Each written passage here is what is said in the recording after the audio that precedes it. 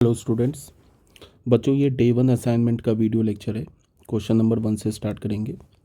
Question number 1 में क्या given है? If the shortest distance between the line, हमारे पास एक ये लाइन गिवन है और एक ये लाइन गिवन है।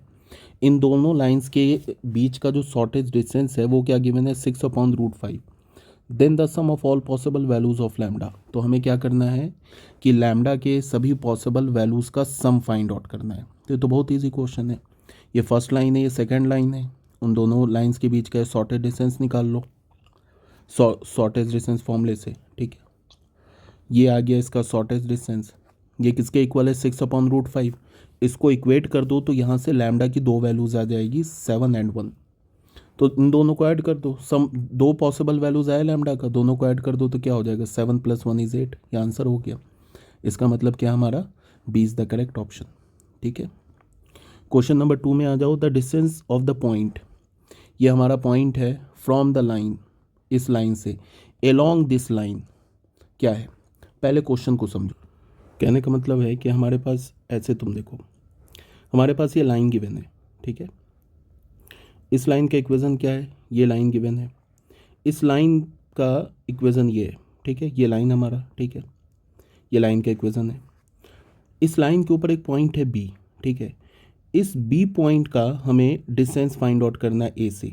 ठीक है, पॉइंट ए का कोऑर्डिनेट गिवन है अलोंग दिस लाइन। ठीक है, इस लाइन के लॉन्ग। इसका मतलब ये जो ए बी लाइन है और ये जो लाइन है ना, ये दोनों आपस में पैरेलल होगा। ठीक है, तो कैसे फाइंड आउट करेंगे? सबसे पहले हम लोग क्या करेंगे, ये देखो यहाँ पे जो हमारे पास पी ए लाइन है, इस लाइन का इक्वेशन क्या गिवन है? इसको मान लेते हैं हम लोग एक्स माइनस, इस लाइन का इक्वेशन हमारे पास क्या है? ये देखो, जैसे कि हमारे पास लाइन का, इस लाइन का इक्वेशन है x-6/1 = y-4/0 = z-8/3। ठीक है, अब तुम क्या करो, इस लाइन पे किसी भी रैंडम पॉइंट का कोऑर्डिनेट क्या होगा, इसे तुम लैम्डा मान लो। यहाँ से x का वैल्यू क्या आ जाएगा? x का वैल्यू होगा, यहाँ से म्यू लैम्डा होगा तो ये क्या हो जाएगा? लैम्डा +6। यहाँ से y का वैल्यू क्या होगा? y = 4। एंड z का वैल्यू क्या होगा? 3 लैम्डा +8। ये क्या हो गया? इस लाइन पे किसी भी रैंडम पॉइंट का कोऑर्डिनेट, जिसको हमने पॉइंट बी मान लिया कि ये पॉइंट बी का कोऑर्डिनेट है। ठीक है, उसके बाद हमारे पास दूसरा लाइन क्या है? दूसरा लाइन हमारे पास x-7/2 एंड y +2/- 3 और ये है z-11/6। इसको तुम म्यू मान लो। ठीक है, तो म्यू मान लिया तो x का वैल्यू क्या हो जाएगा? x का वैल्यू हो जाएगा 2μ + 7 एंड y हो जाएगा क्या? -3μ - 2 एंड z क्या हो जाएगा? 6μ + 11। ठीक है, ये पॉइंट हो गया। अब इन दोनों पॉइंट्स को ना, ये मान लेते हैं कि ये हमारा इस लाइन के ऊपर रैंडम पॉइंट का कोऑर्डिनेट है। ये जो लाइन है ना, इस पर रैंडम पॉइंट का कोऑर्डिनेट है। इन दोनों को इक्वेट कर लो। यहाँ से x के वैल्यू को इक्वेट करोगे तो क्या हो जाएगा? लैम्डा +6, ये क्या हो जाएगा? 2μ + 7। y के वैल्यू को इक्वेट करो तो y का वैल्यू क्या हो जाएगा? यहाँ से -3μ - 2 = 4। यहाँ से ये वैल्यू आ जाएगा 4। एंड z के वैल्यू को इक्वेट करो तो क्या हो जाएगा? 6μ + 11, ये क्या हो जाएगा? 3 लैम्डा +8। बच्चे इसको सॉल्व करोगे ना, तो सॉल्व करोगे तो यहाँ से लैम्डा का वैल्यू आ जाएगा -2। अब ये जो लैम्डा का वैल्यू आ गया, चाहे तुम यहाँ डाल दो, यहाँ पे लैम्डा का वैल्यू डाल दो, तो बी पॉइंट का कोऑर्डिनेट आ जाएगा इस पॉइंट का।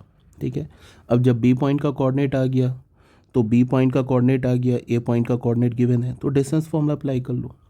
डिस्टेंस फॉर्मूला अप्लाई करोगे तो इसका जो डिस्टेंस आ जाएगा 14। ठीक है, नेक्स्ट क्वेश्चन में आ जाओ।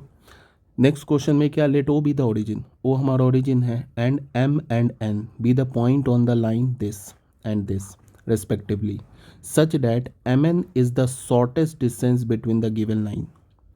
तो O M vector dot O N vector का हमें वैल्यू पूछ रहा है। सबसे पहले देखो क्या है, ओ हमारा ओरिजिन है, एम जो पॉइंट है ना, ये इस लाइन पे लाई कर रहा है, जो एन पॉइंट है वो इस लाइन पे लाई कर रहा है। ठीक है, और जो एम एन है वो शॉर्टेस्ट डिस्टेंस है इन दोनों लाइंस के बीच का। तो हमें क्या फाइंड आउट करना है, हमें फाइंड आउट करना है O M vector dot O N vector. यहाँ पे देखो पहले लाइन का इक्वेशन, इस लाइन का डायरेक्शन रेशियो क्या होगा 413, ठीक है, ये है दूसरे लाइन का। अच्छा इस लाइन के ऊपर रैंडम पॉइंट का कोऑर्डिनेट क्या होगा, ये लैम्डा के इक्वल है ना, तो यहाँ से एक्स वाई और जेड का वैल्यू निकाल लो, तो ये आ गया L1 लाइन पे रैंडम पॉइंट का कोऑर्डिनेट, ये दूसरे लाइन का इक्वेशन है, ठीक है। इस सेकेंड लाइन पे रैंडम पॉइंट का कोऑर्डिनेट क्या होगा, यहाँ से एक्स वाई जेड का वैल्यू निकाल लो, तो ये आ गया। फर्स्ट लाइन पे रैंडम पॉइंट के कोऑर्डिनेट को हमने पॉइंट m मान लिया, सेकेंड लाइन पे रैंडम पॉइंट के कोऑर्डिनेट को हमने पॉइंट n मान लिया। अब ये जो mn है ये शॉर्टेस्ट डिस्टेंस है, जैसे ऐसे तुम देखो एक लाइन ये हो गया, एक ये लाइन हो गया, यहाँ देखो एक ये लाइन हो गया, एक ये लाइन हो गया, ये हमारा लाइन 1 हो गया L1 और ये हो गया हमारा लाइन L2, ये हो गया हमारा पॉइंट m और ये हो गया पॉइंट n, और ये शॉर्टेस्ट डिस्टेंस है। तो अगर ये शॉर्टेस्ट डिस्टेंस है इन दोनों लाइंस के बीच का, तो ये जो mn है ये L1 L2 दोनों पे परपेंडिकुलर होगा, ठीक है। अब आ जाओ यहाँ पे फर्स्ट लाइन के डायरेक्शन में जो पैरेलल वेक्टर है वो क्या होगा 4i कैप प्लस जे कैप प्लस के 3k कैप। सेकेंड लाइन के डायरेक्शन में जो पैरेलल वेक्टर है वो क्या होगा 12i cap plus 5j cap plus 9k cap. First line के डायरेक्शन में पैरेलल वेक्टर को हमने b1 मान लिया, सेकेंड लाइन के डायरेक्शन में जो पैरेलल वेक्टर है उसको b2 मान लिया। अब जो b1 क्रॉस b2 होगा, ठीक है, ये b1 cross b2 line L1 and L2 दोनों पे परपेंडिकुलर होगा, इसका मतलब mn के पैरेलल होगा। यहाँ तक आ गई बात समझ में। अब अगर ये mn के पैरेलल है तो b1 क्रॉस b2 का डायरेक्शन रेशियो और ये जो mn वेक्टर का ये जो हमने डायरेक्शन रेशियो निकाला है, अच्छा mn वेक्टर का डायरेक्शन रेशियो कैसे निकाला है, m पॉइंट का कोऑर्डिनेट पता है, n पॉइंट का कोऑर्डिनेट पता है, ठीक है, ये पता है ना m का कोऑर्डिनेट n का, तो x2 minus x1 y2 minus y1 z2 minus z1 ऐसे कर लो। ऐसे करने पे हमें क्या मिल गया mn लाइन का डायरेक्शन रेशियो और ये जो b1 क्रॉस b2 है इसका ये डायरेक्शन रेशियो, और b1 क्रॉस b2 mn आपस में पैरेलल है तो डायरेक्शन रेशियो प्रोपोर्शनल होगा, ये देख लो। इससे हमने क्या किया सॉल्व करके लैम्डा और म्यू का वैल्यू निकाल लिया।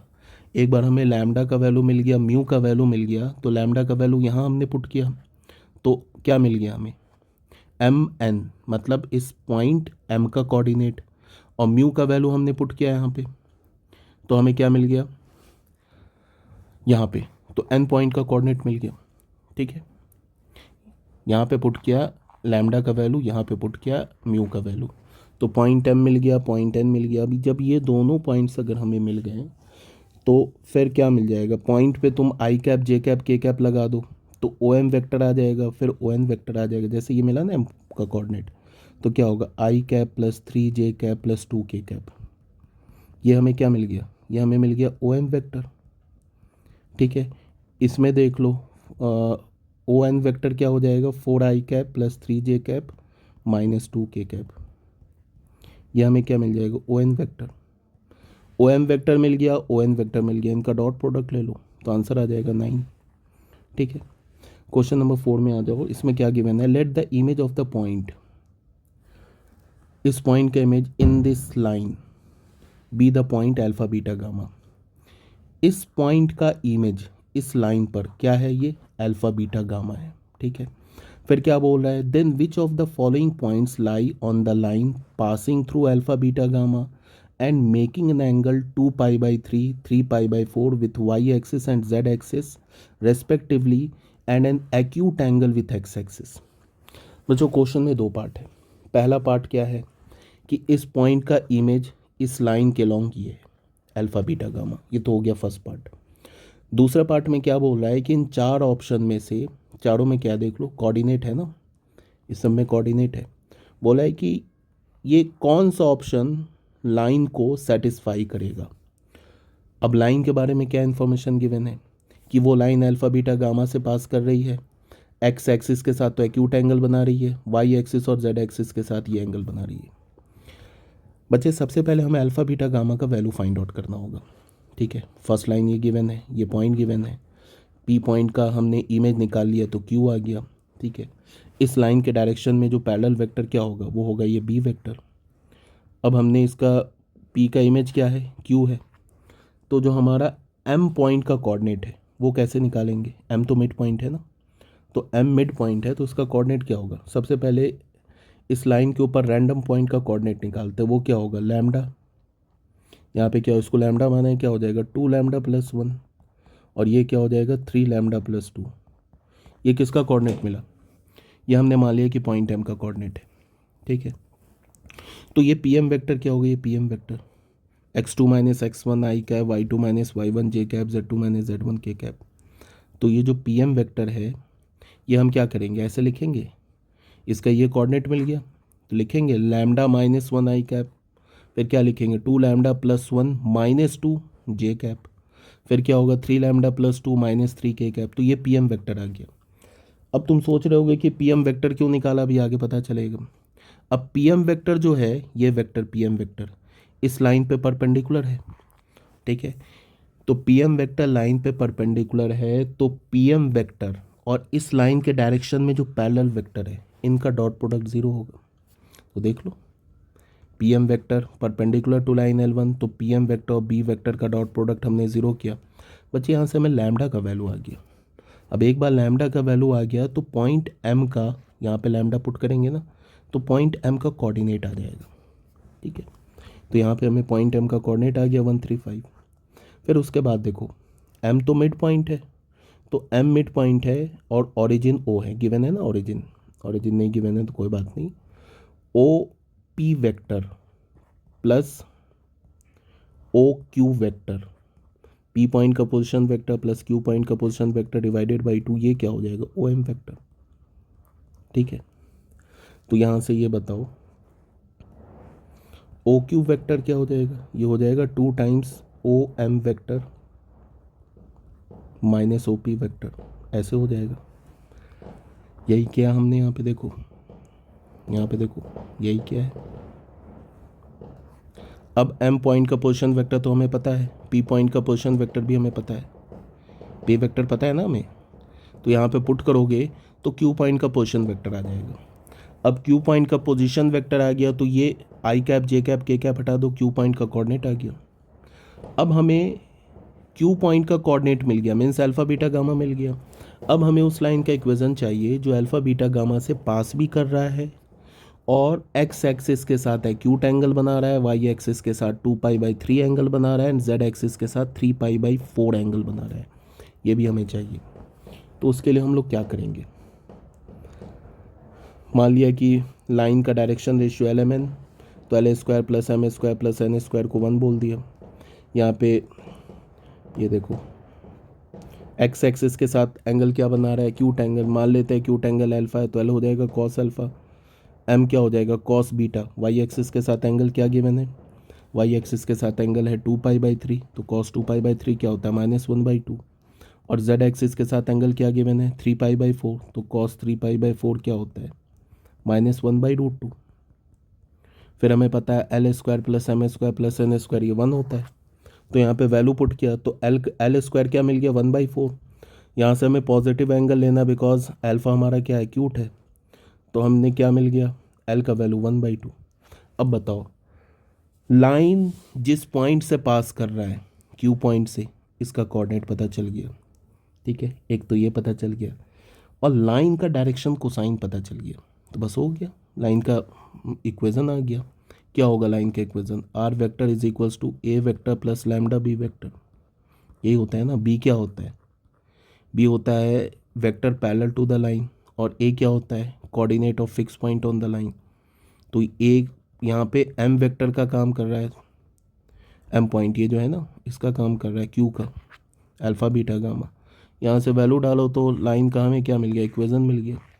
अब इस इक्वेशन में अगर तुम म्यू का वैल्यू 4 ले लोगे ना, 4 ले लोगे तो ये थर्ड वाला ऑप्शन करेक्ट हो जाएगा, ये सी ऑप्शन, ठीक है। क्वेश्चन नंबर 5 में आ जाओ।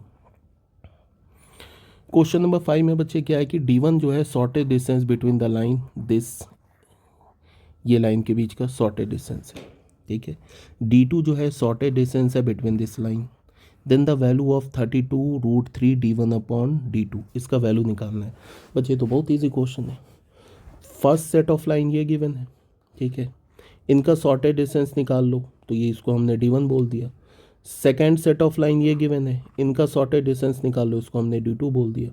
तो D1 हमें मिला 2, D2 मिला हमें 12/3। अब इसको कैलकुलेट कर लो, 32√3 D1/D2 तो 16 आ जाएगा। इसका मतलब क्या हो जाएगा, इसका आंसर क्या हो गया, 16 आ गया।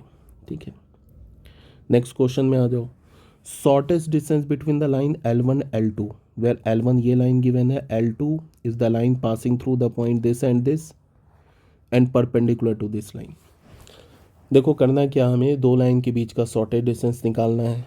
पहला लाइन का तो डायरेक्ट इक्वेशन ही गिवन है, इसमें कोई दिक्कत नहीं है।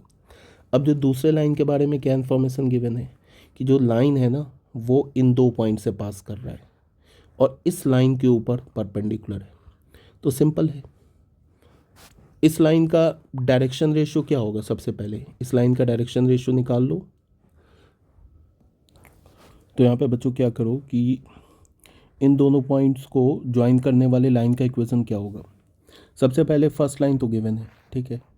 तो फर्स्ट लाइन जो है इसके डायरेक्शन में जो पैरेलल वेक्टर होगा वो क्या होगा, वो होगा 2i cap minus 3j cap plus 2k cap. ये हमारे पास जो सेकेंड लाइन है वो इस दोनों पॉइंट से पास कर रहा है। तो दो पॉइंट से पास करने वाले लाइन का इक्वेशन क्या होता है, x minus x1 upon x2 minus x1। और ये क्या होता है, y minus y1 upon y2 minus y1। और ये क्या होता है हमारा z minus z1 upon z2 minus z1, यही होता है ना। तो इसको यूज़ करके तुम सेकेंड लाइन ये L2 का इक्वेशन आ गया।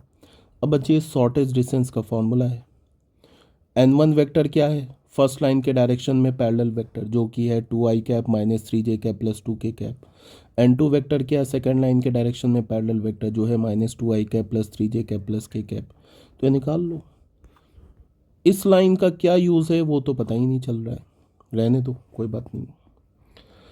नेक्स्ट क्वेश्चन में देखो क्या है, let PQR be the triangle with R point का, आर वर्टेक्स का कोऑर्डिनेट गिवन है। Suppose M is the mid point of PQ, M क्या है, PQ का मिड पॉइंट है। The distance of the centroid of triangle PQR from the point of intersection of this line is. ठीक है, question में क्या बोल रहा है, क्वेश्चन में देखो सबसे पहले हमारे पास एक ट्राइंगल गिवन है, ऐसे करके ट्राइंगल गिवन है PQR, P है ये, Q है ये, R है। तो R पॉइंट का कोऑर्डिनेट क्या गिवन है, -142, ठीक है। और PQ का मिड पॉइंट क्या गिवन है, PQ का मिड पॉइंट गिवन है 212, ठीक है। अगर हम इसको ज्वाइन करेंगे तब तो ये MR क्या हो जाएगा, मीडियन। मीडियन पे ही सेंट्रॉइड लाई करता है, तो ये अगर सेंट्रॉइड है तो RG/GM ये किस रेशियो में हो जाएगा, 2:1, ठीक है। अब तुम क्या करो कि G पॉइंट का कोऑर्डिनेट निकाल लो। G पॉइंट का कोऑर्डिनेट कैसे मिलेगा, इंटरनल डिवीजन अप्लाई करो, G पॉइंट का तुम पोजीशन वेक्टर निकाल लो। G पॉइंट का पोजीशन वेक्टर निकाल लो या सीधे G पॉइंट का कोऑर्डिनेट निकाल लो, फिर उसको I cap J cap K cap से मल्टीप्लाई करोगे तो पोजीशन वेक्टर आ जाएगा। क्वेश्चन में क्या बोल रहा है कि इस सेंट्रॉइड और इन दोनों लाइंस के इंटरसेक्शन के बीच का डिस्टेंस निकालना है। तो सेंट्रॉइड का कोऑर्डिनेट निकाल लो, किससे, इंटरनल डिवीजन फार्मूले से। अब इन दोनों लाइंस का तुम पॉइंट ऑफ इंटरसेक्शन निकालो। अब ये सवाल उठता है कि कैसे निकलेगा।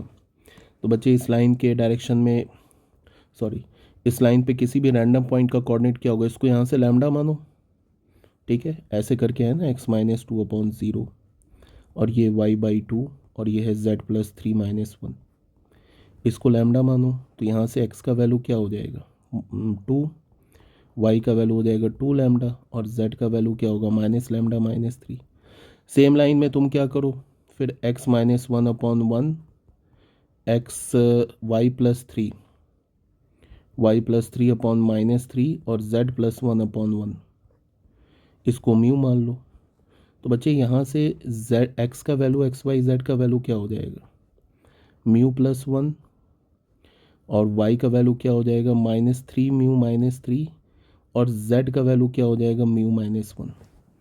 अब तुम क्या करो, इन दोनों को इक्वेट कर दो, यहाँ से x का वैल्यू इक्वेट कर दो, यहाँ से y इक्वेट कर दो, z इक्वेट कर लो, यहाँ से लैम्डा म्यू का वैल्यू आ जाएगा।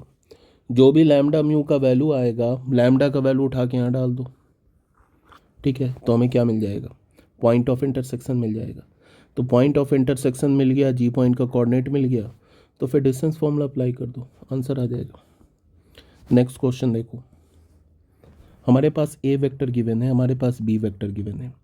सी be the vector a cross c vector, ये बी वेक्टर के इक्वल है, ए डॉट सी वेक्टर 3 के इक्वल है। हमसे इसका वैल्यू पूछ रहा है, ठीक है।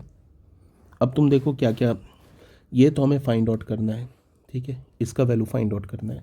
सबसे पहले हमने डॉट प्रोडक्ट लिया, तो ए वेक्टर का dot product C cross B के साथ होगा, फिर ए वेक्टर का डॉट प्रोडक्ट होगा बी वेक्टर के साथ, तो ए डॉट बी वेक्टर, फिर ए वेक्टर का डॉट प्रोडक्ट होगा सी के साथ, क्या होगा, A vector dot C vector.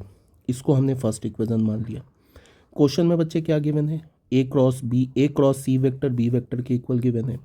दोनों साइड हमने बी वेक्टर के साथ डॉट प्रोडक्ट ले लिया, दोनों साइड, तो राइट हैंड साइड में आ जाएगा b vector dot B vector, जो कि मैग्नीट्यूड ऑफ बी स्क्वायर होता है, और बी वेक्टर तो हमारे पास गिवन है ना यहाँ पे, तो इसका मैग्नीट्यूड निकाल लो, ठीक है। इसका मैग्नीट्यूड आएगा तुम्हें 3√3, तो उसका स्क्वायर करोगे तो क्या आ जाएगा 27। अब यहाँ पे ध्यान दो, अब हमें क्या मिल रहा है, A vector dot C cross B. बच्चे इसमें होता क्या है कि ये क्रॉस और डॉट है ना, आपस में इंटरचेंज हो जाता है, ठीक है। तो इसको तुम लिख सकते हो ए क्रॉस सी डॉट बी। समझ में आ रही है बात, ए क्रॉस सी डॉट बी, इसका वैल्यू हमें क्या मिल गया 27, ये 27 के इक्वल है। तो यहाँ से क्या मिल गया हमें, यहाँ पे देखो, यहाँ इसमें डॉट को क्रॉस और क्रॉस को डॉट, तो यहाँ से हमें क्या मिल जाएगा, ये A vector dot C cross B. Cross और डॉट को हमने क्या कर दिया, आपस में इंटरचेंज कर दिया, तो इसका वैल्यू क्या हो गया 27। अब देखो जो हमें फाइंड आउट करना है ना, इसी का तो वैल्यू फाइंड आउट करना है, तो इसका वैल्यू तो हमें 27 मिल गया। A dot b, a vector तो गिवन है हमारा, हमारे पास बी वेक्टर गिवन है, तो डॉट प्रोडक्ट निकाल लो, तो ए डॉट बी, इसका ये वैल्यू, और ए डॉट सी का वैल्यू तो ऑलरेडी गिवन है, यहाँ पे देख लो, A dot C 3, value put करो, आंसर आ जाएगा 24। क्वेश्चन नंबर 9 में क्या है, the least positive integral value of alpha for which the angle between the vector this and this is acute. हमें एल्फा का least positive value find out करना है, इन दोनों वेक्टर के बीच का जो एंगल है वो एक्यूट है। अगर इन दोनों वेक्टर के बीच का एंगल एक्यूट है तो अल्फा का सबसे छोटा वैल्यू फाइंड आउट करो। ये दोनों वेक्टर के बीच का एंगल है, ठीक है। इसको सॉल्व करोगे तो ये आ जाएगा। अगर हमारे पास एंगल एक्यूट है, इसका मतलब थीटा एक्यूट है, थीटा एक्यूट है तो कॉस थीटा पॉजिटिव है। अब कॉस थीटा पॉजिटिव है तो ये पॉजिटिव है, नोमिनेटर ऑलरेडी पॉजिटिव है, तो डिनोमिनेटर को भी पॉजिटिव होना होगा, तभी तो जाके कॉस थीटा पॉजिटिव होगा, फिर थीटा एक्यूट होगा, तो नोमिनेटर को हमने पॉजिटिव कर दिया। इसको सॉल्व किया तो हमें क्या मिल गया, alpha -2 whole square greater than 8। अब ये तो हमारे पास इस इनइक्वालिटी में कन्वर्ट हो गया ना, x square is greater than A square, तो यहाँ से क्या होता है, x is less than -a और एक्स इज ग्रेटर देन ए, ऐसे ही होता है ना। तो एक्स की जगह क्या, अल्फा -2, तो अल्फा -2 ग्रेटर देन 2√2 हो जाएगा। 8 को हम लिख सकते हैं ना 2√2 का होल स्क्वायर, ठीक है। और अल्फा -2 क्या होगा, लेस देन -2√2। तो अल्फा का रेंज ये आ गया। हमें क्या चाहिए, अल्फा का सबसे छोटा पॉजिटिव इंटीग्रल वैल्यू। इसमें तो निगेटिव आ रहा है तो ये तो हट जाएगा। ये 4.82 से लेके पॉजिटिव इन्फिनिटी है, तो सबसे छोटा इंटीग्रल वैल्यू क्या होगा, 5 हो जाएगा, ठीक है। क्वेश्चन नंबर 10 में देख लो, हमारे पास ए वेक्टर गिवन है, बी वेक्टर गिवन है, and c be the vector such that, ये कंडीशन गिवन है। तो हमें क्या चाहिए, a minus b vector plus i cap dot C vector -3 के इक्वल है, तो सी वेक्टर के मैग्नीट्यूड का स्क्वायर चाहिए। तो हमारे पास क्या क्या गिवन है, एक तो ए वेक्टर, बी वेक्टर, और सी एक ऐसा वेक्टर है जो इस वेक्टर इक्वेशन को सेटिस्फाई कर रहा है और इस वेक्टर इक्वेशन को भी सेटिस्फाई कर रहा है, तो सी वेक्टर के मैग्नीट्यूड का स्क्वायर चाहिए। तो सबसे पहले ये जो हमारे पास कंडीशन है ना, इसमें हमने क्या किया, ए वेक्टर और बी वेक्टर को यहाँ पे ऐड करके लिख दिया, क्रॉस सी वेक्टर, और ए वेक्टर और बी वेक्टर का, ये तो गिवन है ना ए और बी वेक्टर, उसका क्रॉस प्रोडक्ट लिख दिया, ठीक है। उसके बाद हमने सी वेक्टर को लेट कर लिया, सी वेक्टर को लेट कर लिया एक्स आई कैप प्लस वाई जे कैप प्लस जेड के कैप, ये हमने लेट कर लिया, ठीक है। तो इस वेक्टर और सी वेक्टर के साथ क्या लिया, एक्स आई कैप वाई जे कैप जेड के कैप, तो इसका क्रॉस प्रोडक्ट ये आ जाएगा, और राइट हैंड साइड में इसको सॉल्व किया तो ये मिल गया हमें। ठीक है, अब यहाँ से सॉल्व करेंगे तो क्या हमें मिलेगा, हमें ये मिल जाएगा, ये वेक्टर इक्वल है। अगर ये दोनों वेक्टर इक्वल है तो आई कैप जे कैप और के कैप के कंपोनेंट सेम होंगे। तो यहाँ से हमारे पास एक्स वाई जेड में ये रिलेशन आ गया। ठीक है, पहली बात। दूसरी बात, एक दूसरा कंडीशन ये भी तो गिवन है, इस सी वेक्टर के जगह हमने क्या मान लिया, एक्स आई कैप वाई जे कैप जेड के कैप। तो यहाँ पे हमने डाल दिया ए माइनस बी, ए वेक्टर और बी वेक्टर गिवन है, इसको कैलकुलेट कर लिया, और सी वेक्टर के जगह हमने लिख दिया एक्स आई कैप वाई जे कैप जेड के कैप। तो एक्स वाई जेड में ये दूसरा रिलेशन आ गया, और एक एक्स वाई जेड में यहाँ रिलेशन हमारे पास। ठीक है, एक यहाँ पे रिलेशन है। इन दोनों को सॉल्व करके एक्स वाई जेड का वैल्यू निकाल लो, ये आ जाएगा। अब एक्स वाई जेड का वैल्यू आ गया तो सी वेक्टर क्या होगा, सी वेक्टर होगा 5 आई कैप माइनस 3 जे कैप प्लस 2 के कैप। तो सी वेक्टर मिल गया, सी वेक्टर का मैग्नीट्यूड निकाल लो, फिर उसका स्क्वायरिंग करो तो क्या आ जाएगा 38, ये आंसर हो जाएगा। ठीक है बच्चों, ओके, थैंक